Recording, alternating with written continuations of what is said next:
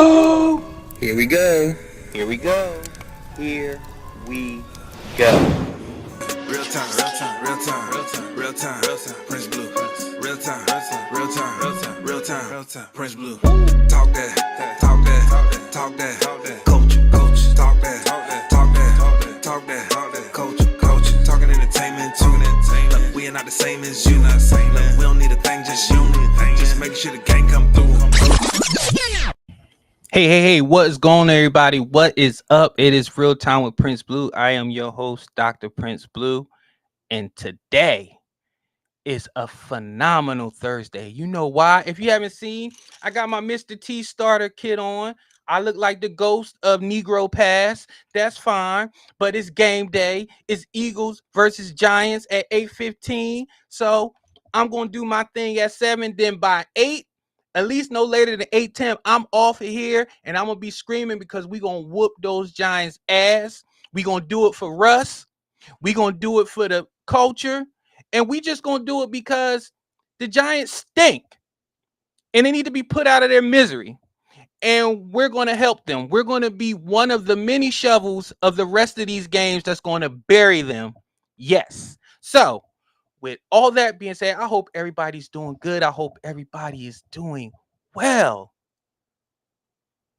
If you haven't noticed, my energy is higher right now. It's because of what I'm going to be talking about today.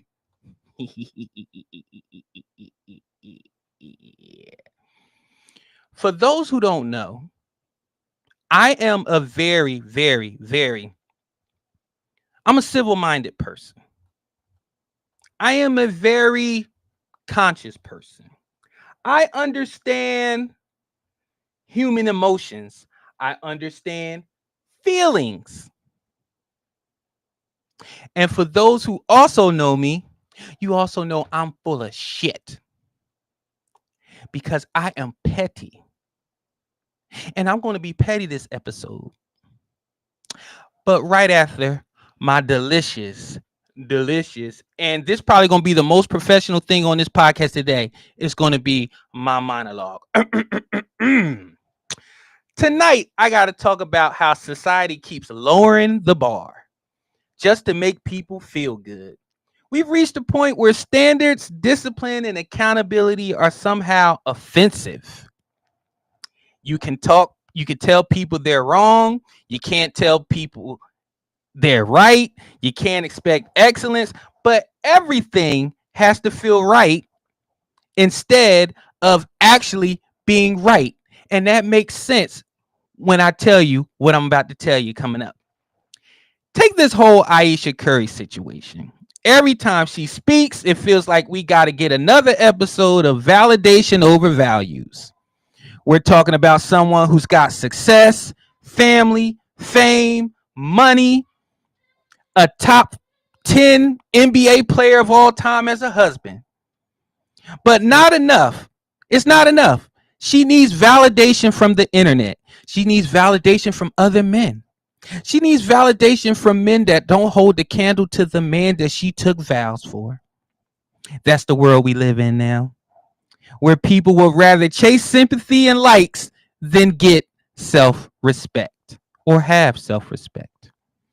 And then you got Meal Team 6, a bunch of fat ass National Guardmen who want to demand respect, but don't even demand respect from their scale, their metabolic health, or the gym.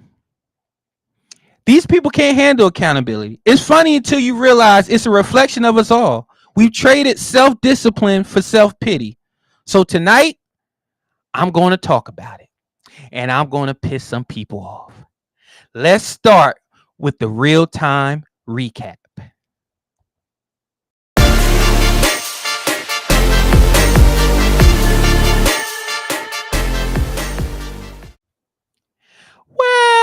Well. I have not been on X as much as I normally have.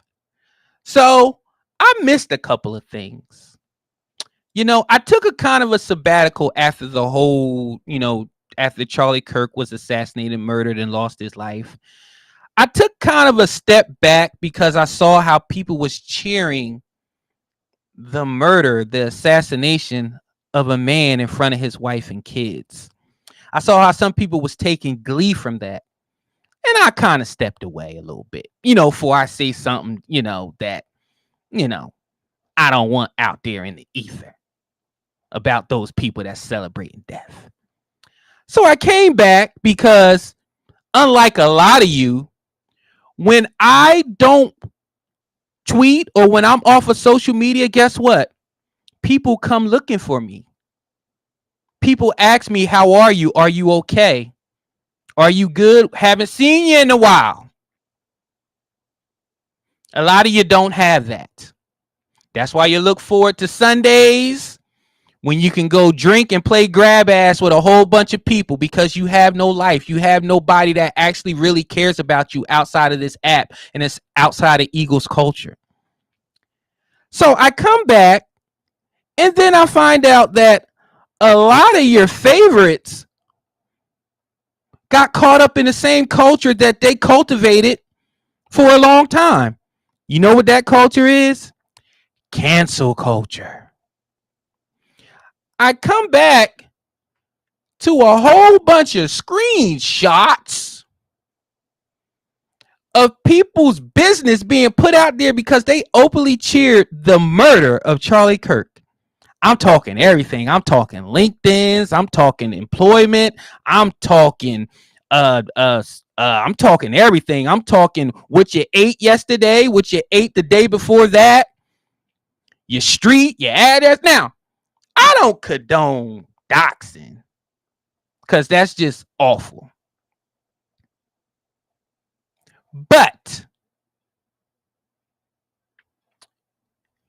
when you outright cheer the murder of a man in front of his family who was just having a conversation, people are going to respond. You know why? Because unlike you, people actually cared about that person and believed in what that person was trying to spread. They believed in what he was doing. They believe in Christ. They believe that people should be held accountable for their actions. Has nothing to do with freedom of speech, because we all have that. You still have it. You was able to say what you wanted to say, but we don't have freedom of consequence. And that's what some of you saw. That's what some of you felt. I come back to accounts deactivated, people gone private, people gone. Bye-bye. See ya. See you later. Bye-bye.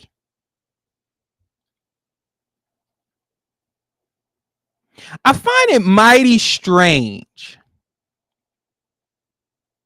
how you can openly cheer for the death of a man and then call yourself getting mad that somebody made a Pearl Harbor joke. The same people that cheer for a man losing his life is now trying to tell somebody to don't make a Pearl Harbor joke. Shout out to Talking 215. I'm from the old school. None of you would have lasted in the old school. Richard Pryor, Red Fox, hell, I'll be recent with you. Cat Williams, Dave Chappelle. I'm from the old school. Eddie Murphy, Red Fox, Robin Harris, Bernie Mac, Martin Lawrence, Shucky Ducky Quack Quack. Look them up. I'm from the old school, where comedy was comedy. Y'all are from the new school, where you have selective outrage. And where's that selective outrage? It smells like unemployment in here. Everybody thinks they're big and bad on social media. Everybody thinks they can say what they want to say and do what they want to do. Until your LinkedIn is out there. Until your place of employment is out there. Say what you want about Charlie Kirk. You knew his employer. He didn't have an employer. He employed himself. He owned his own business, Turning Point USA, and he didn't hide that. Why do a lot of you hide what you do for a living? You know why? Because you know that there's a chance you might say something that's going to upset somebody and you don't want to get in trouble for that. Or you maybe just don't care. You think you're Teflon. We find out you're not Teflon. So I hope you take this time away from the app to versify your OFs, ambulance chase some more. And you know what's funny? These are the same people that call me names. You call me coon, you call me sellout, you called me, you talked about my intelligence, you questioned my intelligence. Imagine that. You questioned my intelligence. Those letters you see down there, those were earned. If you want to go find it, my dissertation, search Dr. Prince Blue. Dissertation. Approved. Library of Congress. In there.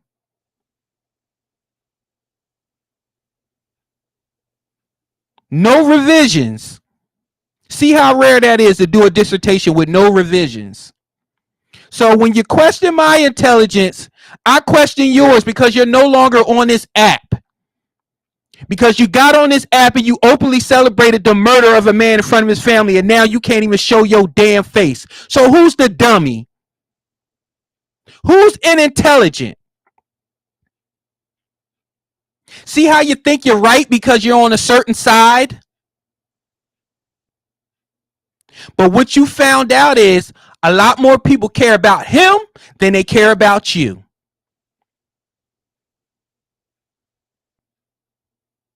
So remember that. Enjoy it. And next time you decide to hit your thumbs and press send, think about this.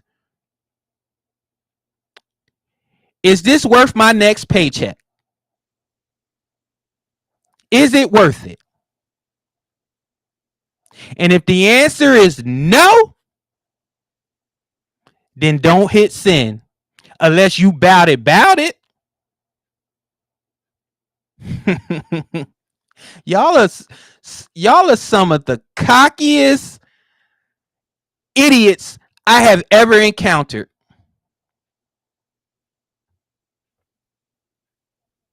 And I'm so proud that you FAFO'd. For those in the back, that means you fucked around and you found out. Who's the dummy now? Who's the coon now? Who's the sellout now? Who's unemployed now? You want to take my spot flash? Well, you ain't gonna get it because you ain't good enough.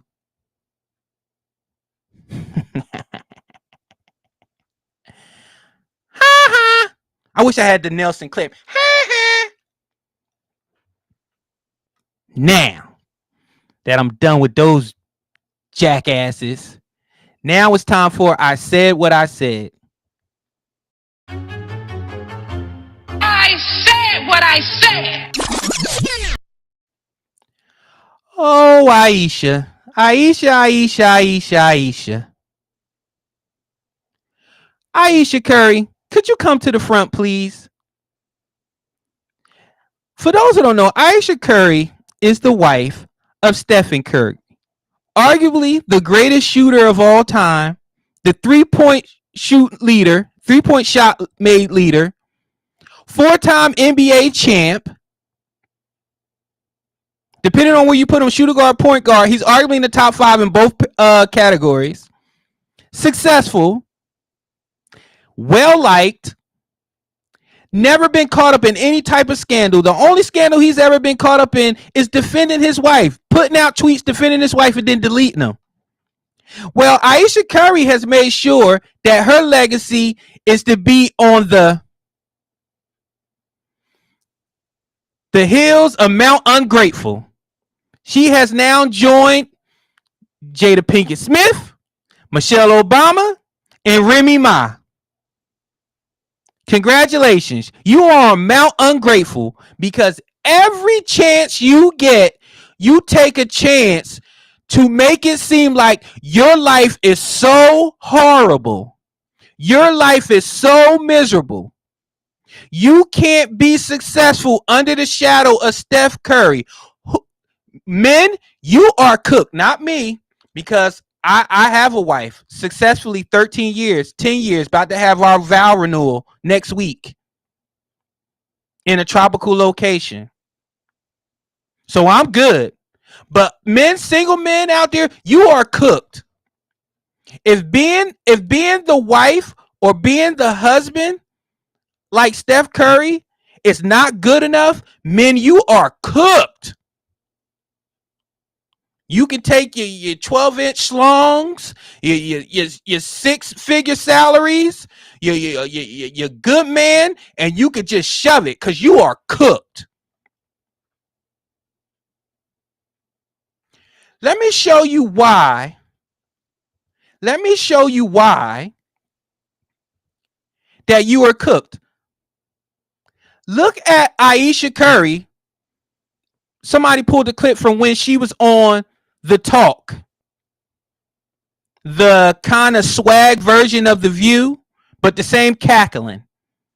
Take a listen. Because today isn't Friday, y'all. No. It's Friday!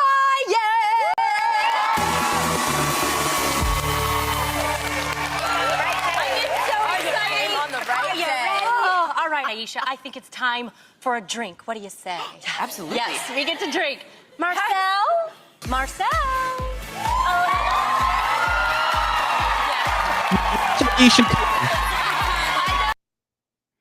Y'all see what she's doing?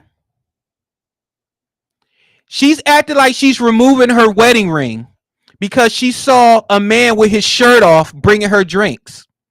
Can you imagine if Steph Curry was on a talk show and they brought out a woman half dressed and he proceeded to act like he was taking his ring off and he wasn't married anymore? Do you know how bad they would drag Steph Curry in the streets? But no, not Ayesha. Oh, let her have her fun. She was just playing. Men, y'all are so sensitive. Y'all cheat. Why y'all being all sensitive?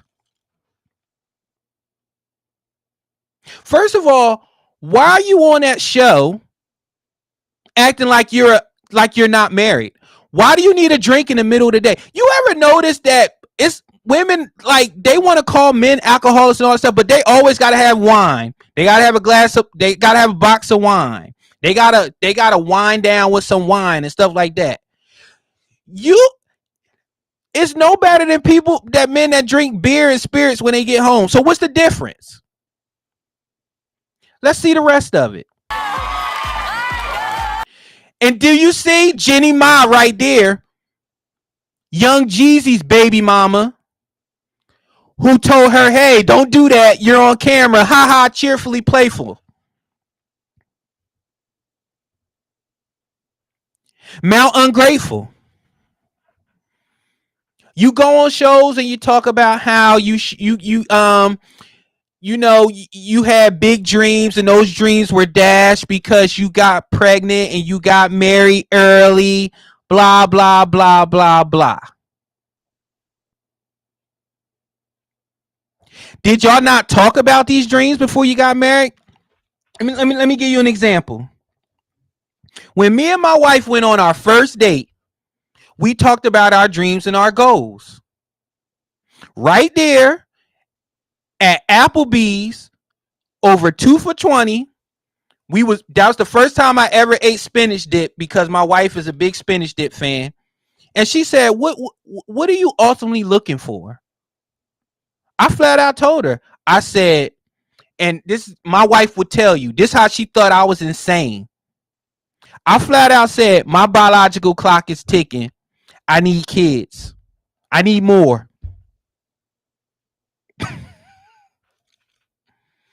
I said, I at least want to have 4 kids. And you can be a part of that. Or I need the kids. I was out there trying to be Cam Newton, except I wanted to be married, or I wanted my kids by one woman. So my wife was like, 4 kids. She met me at 3. Bless her heart. Thank you so much. Love you, baby. Thank you for our 3 beautiful babies. And I told her my goals. My goals were, at that time, to finish being a police officer, and then I'll figure out what's next. Her dreams, she told me her dreams, and then we were lockstep from that day on. Yes, some things change, and sometimes you got to pivot, but ultimately the dreams were the dreams, and we accomplished our dreams. And I made sure she accomplished hers.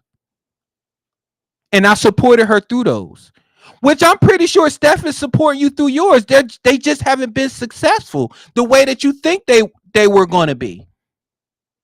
That's not his fault. He's giving you the platform. He's giving you the avenues. You have so much access to things that other people don't have. You could put out a cookbook with no problem. You can do a reality show with no problem. You could get booked on these shows with no problem. Just being Ayesha Curry. So tell me, where is life so bad? And again, you're not in a bedroom. You don't know what's going on. All I see is Steph living his best life, smiling, shooting, making threes. And I see this woman always upset about something. Always complaining about why her life hasn't turned out. She openly said she missed out on her whole phase. She wished that men would look at her a certain type of way. I couldn't imagine my wife ever going on a show like that and embarrassing me and acting like she's taking off her wedding ring because she see another man. Mount Ungrateful. Ayesha Curry, that's where you belong. And I said what I said, and I'll be back after this next message. I know. You're probably wondering what's going on. Well, I'm here to tell you. It's me, Inked, and I need you guys to head on over to ajsrantroom.com and pick up your Trifecta merch. Yes, that's right. Trifecta merch is here. It is here for our Trifecta family to show their love and support and advertise for free. Well, not technically for free. You did pay for it. But anyways, that's neither here nor there. Head on over to ajsrantroom.com and pick up your Trifecta merch. We're all inclusive. If Prince can wear it, so can you. Have a good one.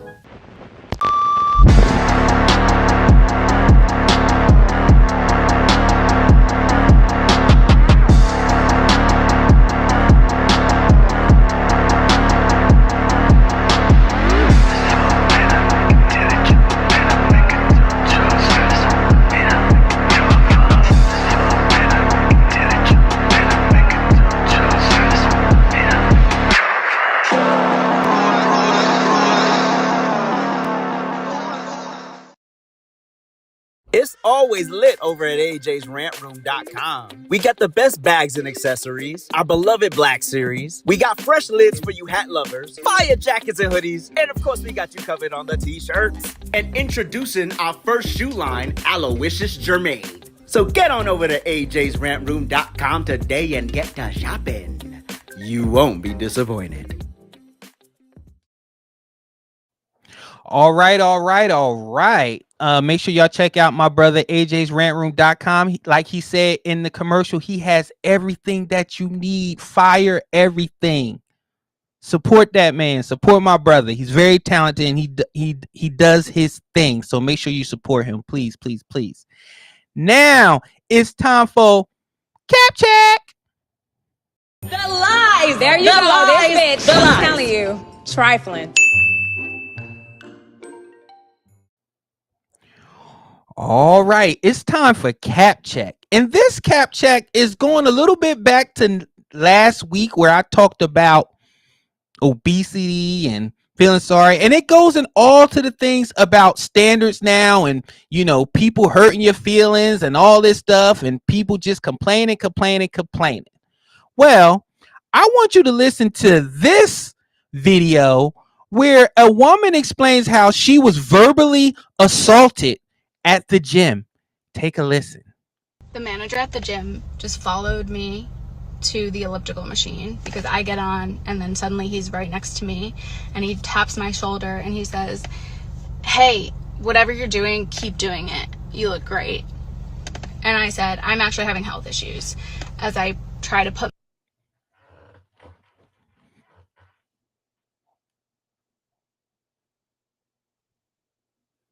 She's serious, y'all.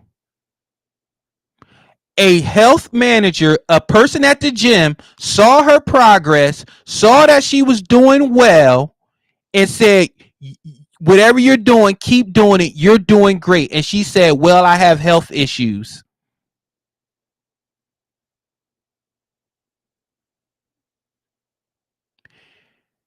You can't make this up.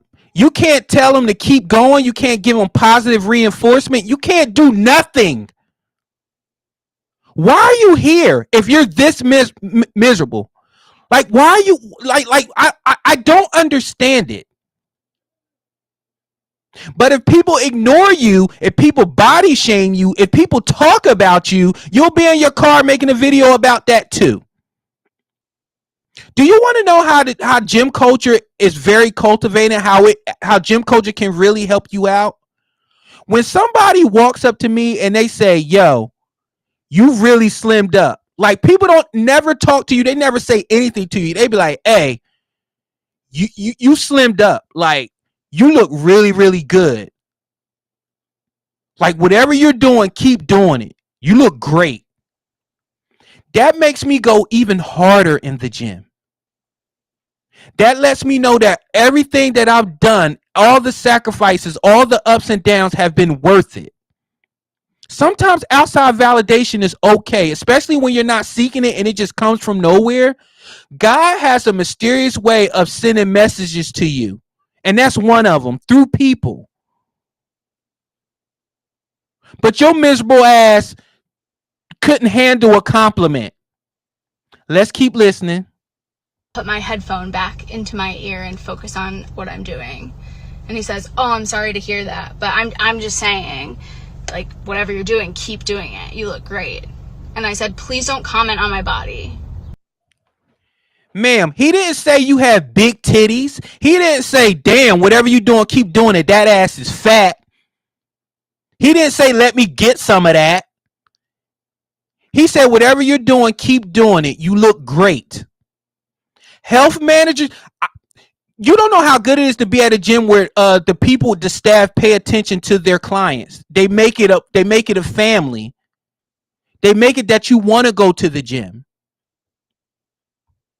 Please don't comment on my body. But if he would have said, you roly-poly jar of mayonnaise, you would have been in your car crying at that too. And he said, oh, I'm just saying, like, whatever you're doing, keep doing it. You look really good. And I said, what a weird thing to say when I just told you I'm having health issues and I also asked you not to. Okay, would have been better if he would have said, oh, you're having health issues? I hope your health issues get worse and I hope you die. Then what? Oh, what health issues you have? Whatever it is, I hope it takes you out. I hope you die right now on this treadmill. Would that have been better? You know what? In one ways, I wish he would have just walked off. And it probably wasn't even this intense of a conversation. I'm going to call early cap. It probably wasn't all of this that she's saying. He probably walked off immediately when he found out that nothing he could say to you was going to work. Comment on my body. And he said, we try to uplift people here. I wasn't trying to be disrespectful. I'm just saying, like, keep it up. I say, you really shouldn't comment on people's bodies, especially when they tell you not to. And he says something. That part I agree with. Once she made it known that her miserable ass was uncomfortable, he should have walked off. It's a lost cause. Let her twirl in the ether of obesity. About, am I interested in, like, training programs at the gym and support he can offer, and it's all free. And I say, I'm not interested. And finally he leaves me alone. I don't understand how to be more explicit because the words coming out of my mouth say stop. The body.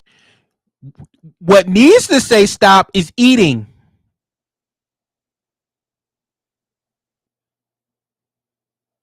caloric deficit. See when you're mean, how you get attention. Body language I'm using of trying to put a headphone back in and look away, say stop. My tone says stop, and I'm pissed.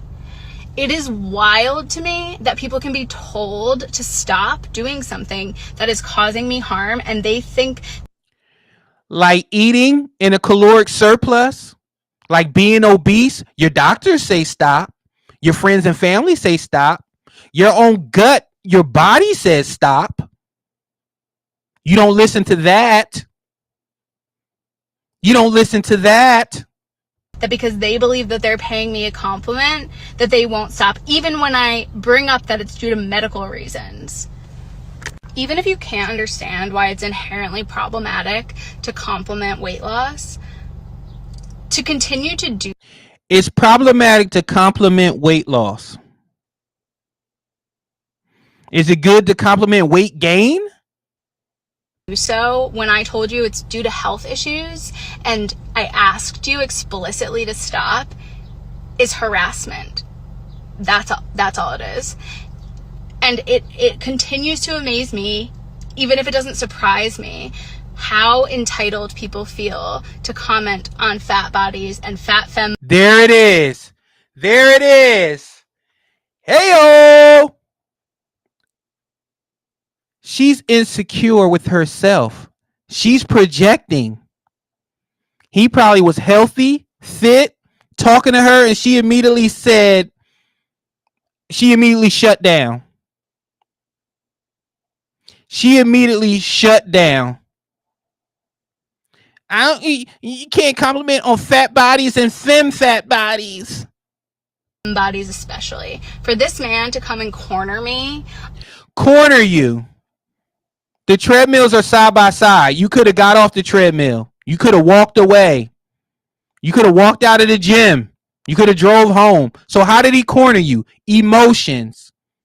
Buzzwords. Corner me. Now you're trying to make it seem like he was a predator. Like he was a stalker. Like he prevented you from leaving. He was about to cause bodily harm to you. On a piece of gym equipment and continue to speak at me about my body while I tell him not to is just wild. Get your ass out of here. Anyway, I call Cap. Do I believe that the manager said that? Yes. Do I believe that he tried to sell a plan to her? Yes.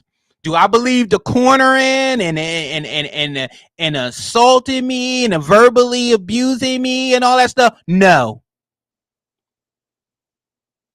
I don't believe that. So I'm calling Cap on that. Big time damn Cap.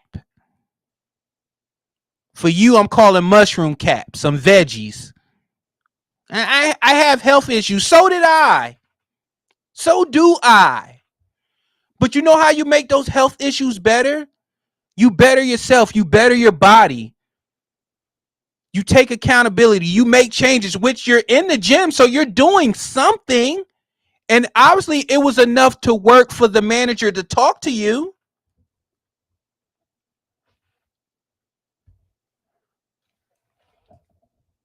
So, what are we learning here? We're learning that you can't compliment people. You can't compliment people, and you can't say anything nice. You can't tell people in the gym that they're doing great. So men, don't say nothing to women. Just work out, put your headphones on, keep your head down, do what you got to do. I wonder if a woman approached her, would she would have had the same issue? If the gym manager was a woman, would she have had the same issue? What do y'all think? I don't know. All right, now it's time for paging Dr. Blue. Paging Dr. Blue. All right. Now it's time for my diagnosis on accountability in the military. Stay with me. It has an overall arch of accountability in general.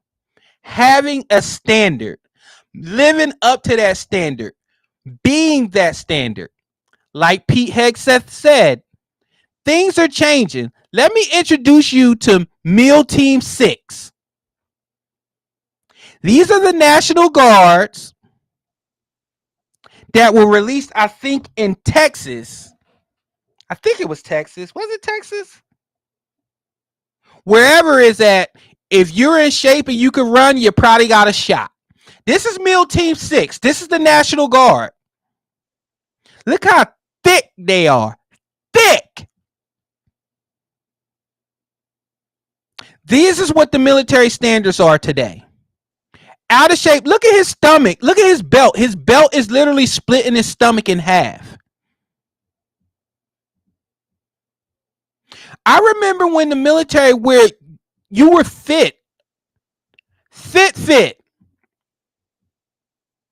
I didn't say abs, but I mean fit, ready to go at a moment's notice. If you was mobilized, you was in shape, ready to go. No wonder people in Chicago, the YNs and everybody else in Chicago. By the way, I just found out what YN meant. I'm so old. But why people in Chicago are making videos saying, send the National Guard. I ain't scared of them. Why should you be? Look at them. If you shoot the fair one, you got a shot. And I mean not with weapons. Like if you fight straight up, you may have a shot. Look at him. He's thick. And MEAL Team 6. What are they about to guard? The Golden Corral? McDonald's, Burger King, Wendy's? They ain't guarding a Panera. They ain't guarding a veggie wrap, a veggie smoothies place. What happened to military standards? I tell you what happened. Feelings got involved. Representation got involved. Woke got involved. The military is the only place now where you get to go to an organization that's all about sacrifice and team and still think you could be an individual. It never was like that before. You had to shave. You had to be in shape. You had to wear a certain color in your hair. You couldn't have long nails. You couldn't have a certain hairstyle. But just like everything else, somebody complained. Somebody said it's not fair, it's racist, it's this, it's insensitive. And the military made successions, but what did people do? They took it too far. Now you got super long nails. You got hair the color of Kool-Aid. You got men in makeup in uniform. You got women doing provocative TikToks. You got NCOs in their car talking about soldiers under their command. You got men, full-grown men in military uniform wearing makeup, caked up, look like strawberry sorbet on their face. You got men with ZZ Top beards in the military. But Prince, black people, we get razor bumps. So what? So did I.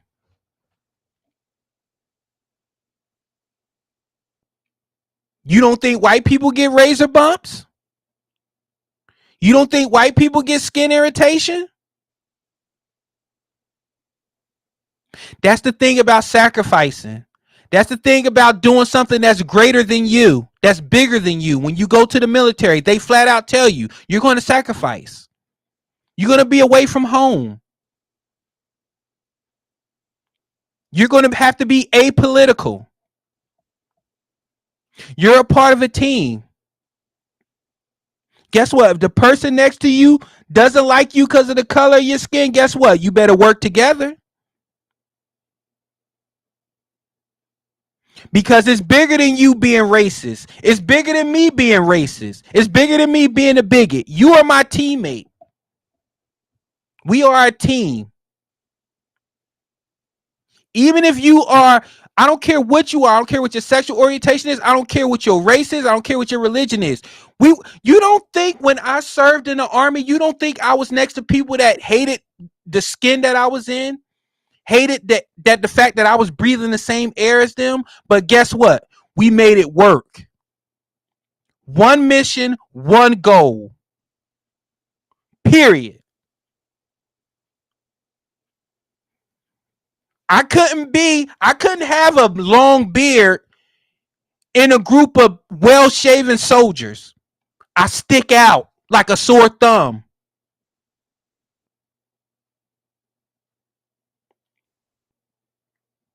What happened to our standards? What happened? But I tell you what, they're coming back. Thank you, Pete Hegseth. You can hate them all you want. That's the leadership we need.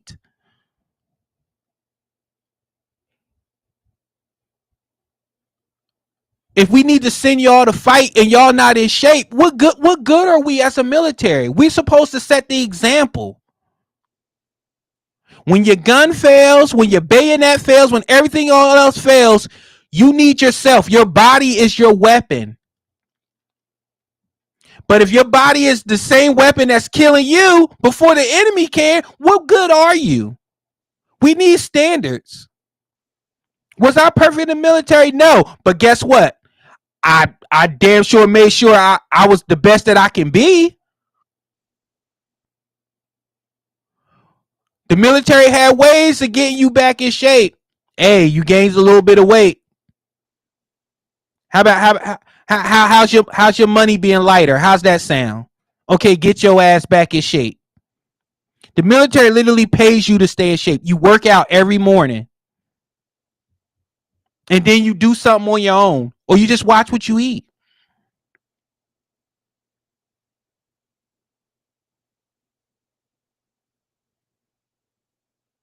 Other militaries are they're disciplined. Like you should see some of the other training that military people are having. You think they can say, "Oh, you know, I got a thyroid problem. That's why I'm thick." They're gonna be like, "Sir, oh my God!" In a lot of militaries, you have to serve. Like there is no I'm a sign up.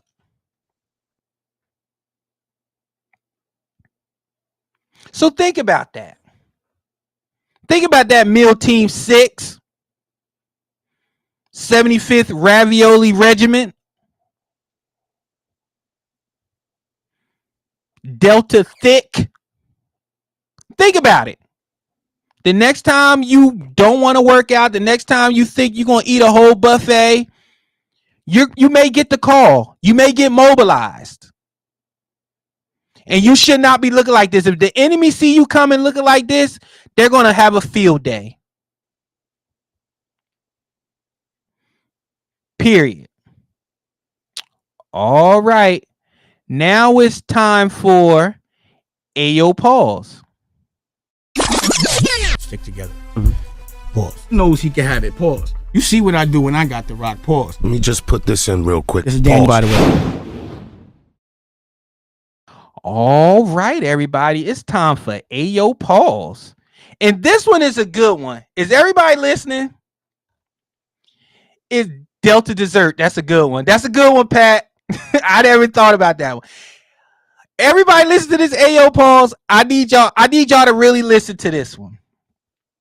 Some things, I don't know what's wrong with my people in general, but it's just something about when somebody put a microphone or press record, sometimes you just got to say no. Listen. Your deepest, darkest secret. But look, A, you can turn around and show your face to the world, or B, you can walk away and nobody never know who you is. A nigga ate my ass in the movie theaters and he threw up in the popcorn. You want to show your face or you want to walk away?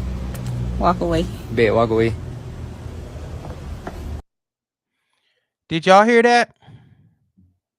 I need to know from the chat, did you hear that? I need to know from the chat, did you hear that? I'm waiting for the chat to catch up. Did somebody hear that?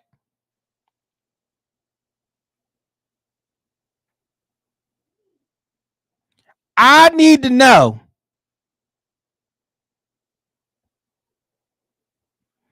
I'm going to play it again. Tell me your deepest, darkest secret. But look, A, you can turn around and show your face to the world, or B, you can walk away and nobody never know who you is.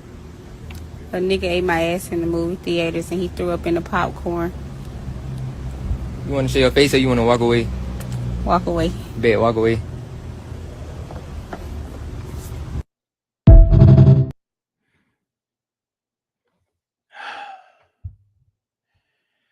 She said a man tossed their salad in the movie theater and threw up in the popcorn. I don't know what's worse. The fact that he tossed your salad in the movie theater, or the fact that whatever you had going on made him throw up. And best believe somebody know who that is.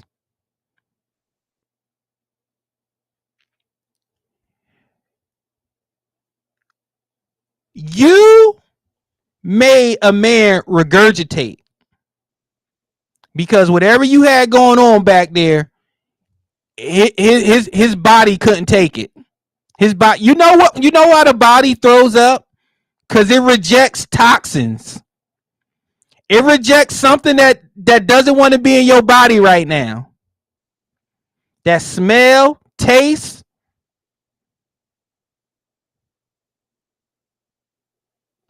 Hey yo. Hey yo. Hey yo. And then what happened to the popcorn? I bet you your nasty ass left it for somebody to clean up.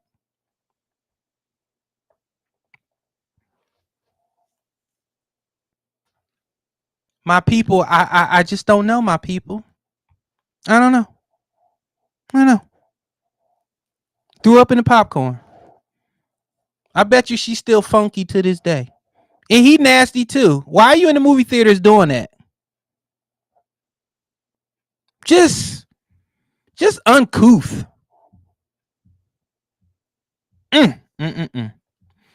All right, it's time for our last segment. Y'all know what it is.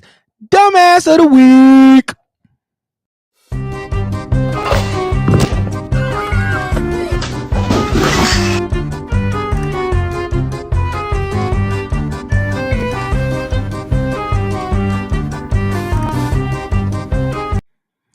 All right.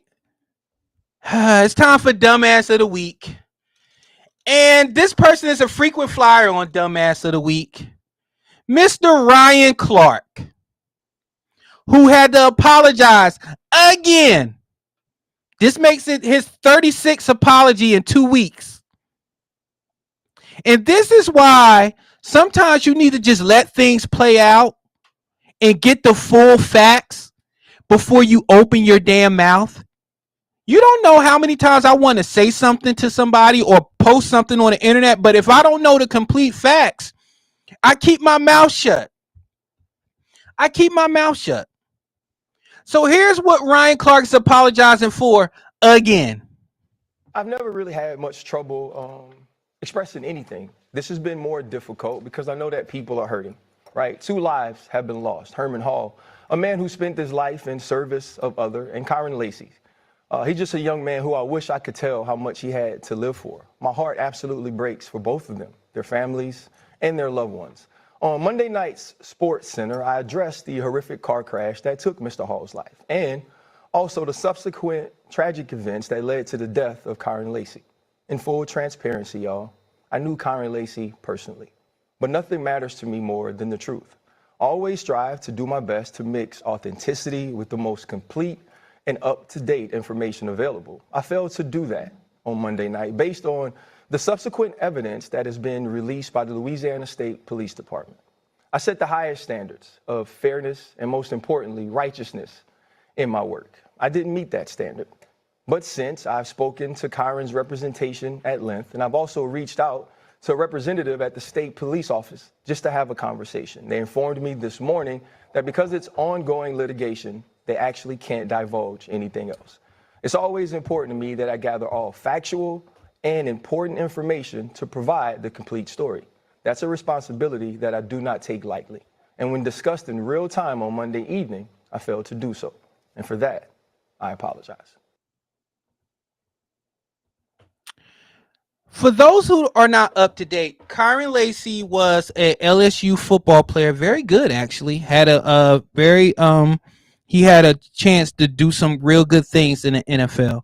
He was caught in a vehicular homicide where somebody lost their life. And due to the tremendous media scrutiny and the fact that his NFL career was gone, he committed suicide. And people immediately jumped on the bandwagon that the police were corrupt. The police doctored the investigation. The police told witnesses what to say. Mind you, that there was evidence out there that said totally different. But people got emotional. People got caught in their feelings. People saw that a black man had died, that had killed himself, and they immediately said that the police were corrupt. So what did Louisiana do? They released the film. They released the body cam footage. And the first body cam footage they released, they had an officer who was doing the report, and he was pretty much letting the witness know, hey, this is what we're doing. This is what you say. I write down. Boom. That's how investigations go. The officer was not telling them what to say. Mind you, also they released video where witnesses, black witnesses, said that he caused the car crash, that he caused that man's life to be stricken because he was driving on the wrong side of the road. He was being reckless. Black witnesses, multiple black witnesses said this. And then what did people do? They got quiet, crickets, or some people were saying, no, that ain't it, that ain't it. What did Ryan Clark do before Louisiana released that second batch of footage? He went on NFL Monday Night Football Countdown, and he went on this whole tirade about how police with corruption and Kyron Lacy should still be here, but because of injustice, because of injustice against black men, he is no longer here. And then he had to walk all that back again. Ryan Clark, I looked up this quote. I don't know if it came from Mark Twain or Abraham Lincoln. Nobody has been able to substantiate it, but it's better to remain silent and be thought of as a fool than to speak and remove all doubt. My version: some folks don't need proving they're a dumbass. They just open their mouth and remove all doubt. It's a pattern with you, Ryan Clark. And for all accounts, you're smart. You're intelligent. You have a degree. But you're so stuck on this being this athletic Martin Luther King, this athletic Sean Talcum X White, that you don't stop to understand that the platform you have and the misinformation that you give out is more detrimental to anything else. You know why?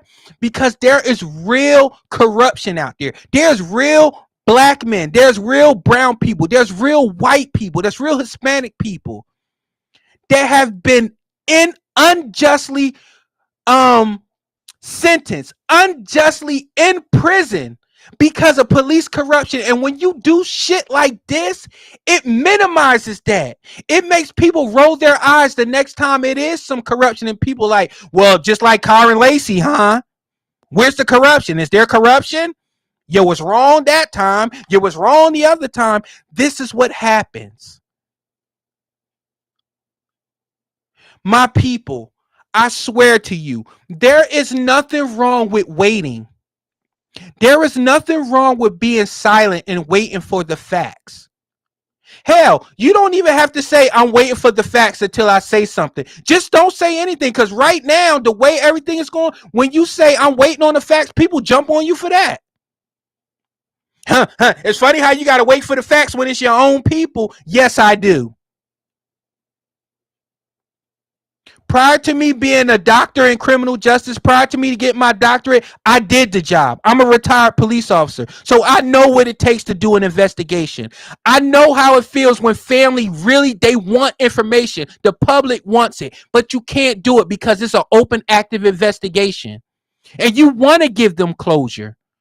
You want to silence people that's saying so bad that police are corrupt, but you can't do it because it's still an open investigation.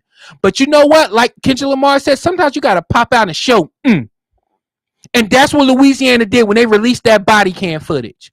When they released that video footage showing him driving the wrong way, driving recklessly, showing body cam footage of black witnesses saying he was at fault. Ryan Clark, what's the purpose of saying anything if you're always going to have to apologize? You are no worse than the black man that's always cheating and just saying I'm sorry. After a while, it raised death. You have the pivot, you have the NFL thing, you have NFL, I think NFL, not NFL Live. You got you can't even go on Get Up anymore with Peter Schrager because you dissed him. You was right about that one, but you said it. We have to learn to. Let me tell you something. Being a black man and having decorum and being thoughtful and being intelligent in the way that you speak, in the way that you present information, it doesn't make you weak. It doesn't make you anti-black. It doesn't mean that you don't take up for your people or you don't defend your community. Defending your community is giving people the right information, showing people the right way. It takes more courage in showing people the right way and saying the right thing when even though the whole world is against you than it does just going along to get along. I can absolutely go out here and say so-and-so was wrong. The police was wrong. Whitey bad. Black man good. But that's not the truth. That does nothing for me. I can be the coons, I could be the sellouts, I could be the Uncle Toms, I could be whatever you want to call me.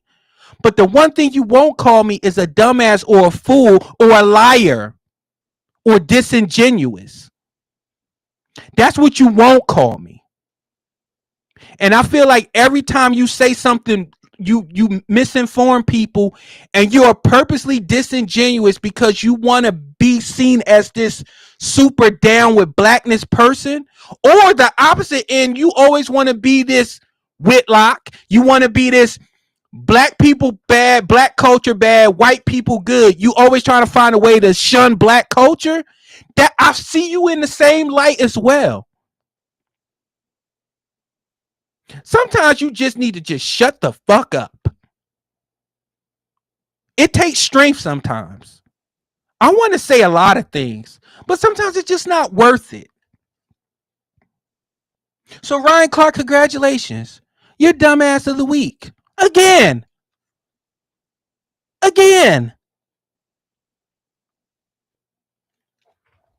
So, with that being said, everybody, I appreciate y'all joining me.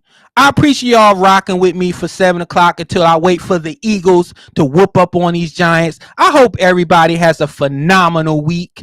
Next week, there will be no real time. There will be no Black and Blue Lives because, like I said, I, unlike Ayesha Curry, loves my wife, appreciates everything about her. And we're going to celebrate 13 years of being together. 13 years together, 10 years of marriage. We're going to have our vow renewal.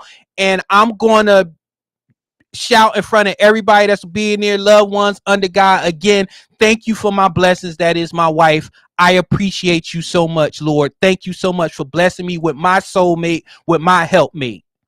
I appreciate that. Love you, baby. So, with that being said, I got Eagles 33, Giants 16. I don't know why I'll give them 16 because towards the end, sometimes defensive coordinators are like, all right, call off the dogs, and they may get a couple cheap shits and stuff like that. So I got 33-16 Eagles beating the Giants for Russ, for the culture, for everybody. I appreciate y'all, and I will see y'all in 2 weeks. Peace out, everybody. One more thing. Make sure, please, I can't stress this enough. Please make sure that you check on your chickens and your mentals, and that you don't end up unemployed because you wrote something on X you had no business doing. Peace. Come through. Real time. Real time.